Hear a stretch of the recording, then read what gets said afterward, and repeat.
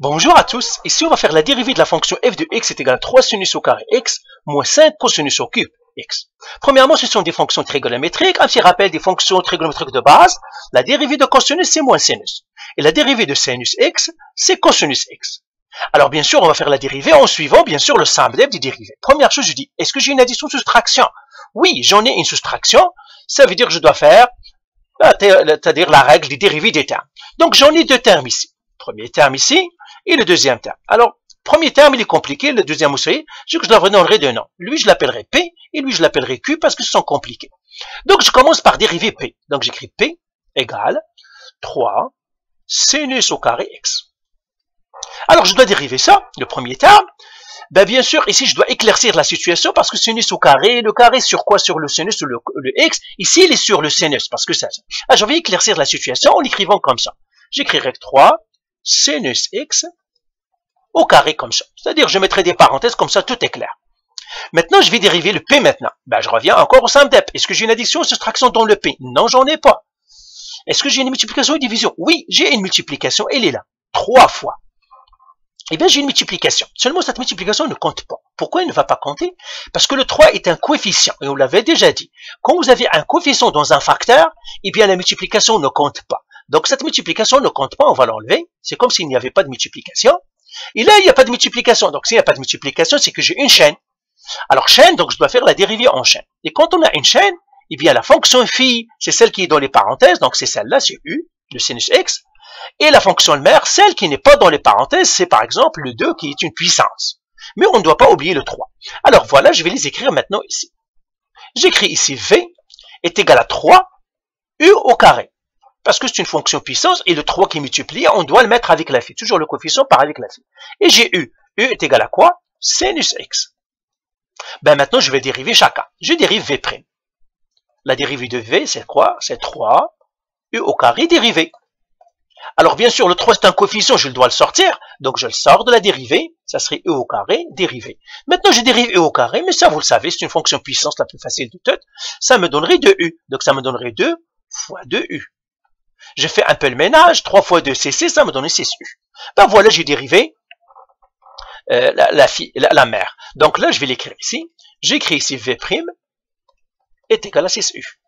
J'ai dérivé la fonction mère, maintenant je vais dériver la fonction phi.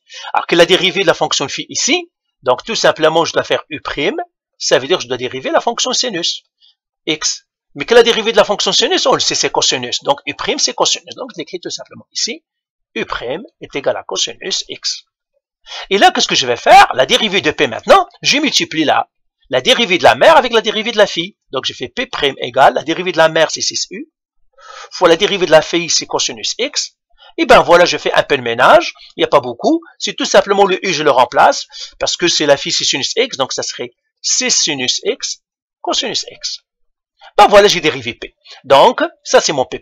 Alors, j'efface tout ça ici et j'écris maintenant P' égale. Je l'ai dérivé, je le mets ici dans la banque.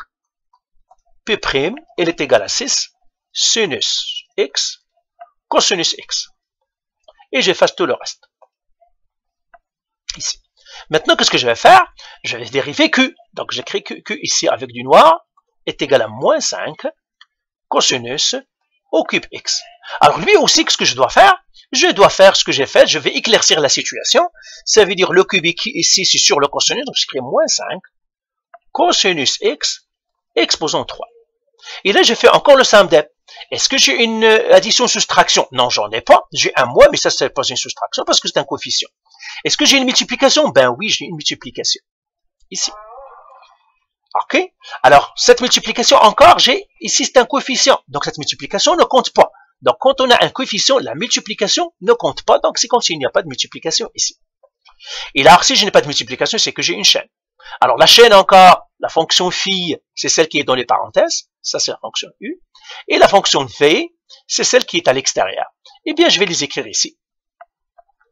J'écris V est égal à moins 5 U au cube. Et puis, U, c'est cosinus x. Et puis, je commence à dériver chacune.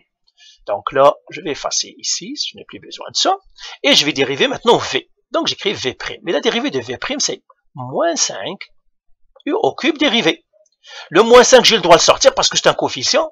Donc, moins 5u au cube dérivé, qui est la dérivée de OE cube, c'est 3u au carré, donc ça me donnerait moins 5 fois 3u au carré. Moins 5 fois 3, moins 15, donc ça me donnerait moins 15u au carré. Donc voilà, j'ai dérivé un petit peu v', il me reste à faire une dernière étape. Alors je vais effacer ici, et j'écris ce que j'ai trouvé à date. La dérivée c'est moins 15 u au carré. Ben maintenant je remplace le u, tout simplement. Donc j'enlève tout simplement pour avoir de l'espace. Donc ça me donnerait moins 15. Le u c'est cosinus, donc ça serait cosinus x au carré. Maintenant j'ai dérivé v'.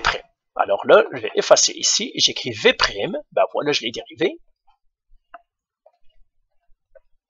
est égal à moins 15 cosinus x au carré. Maintenant, je dois dériver u.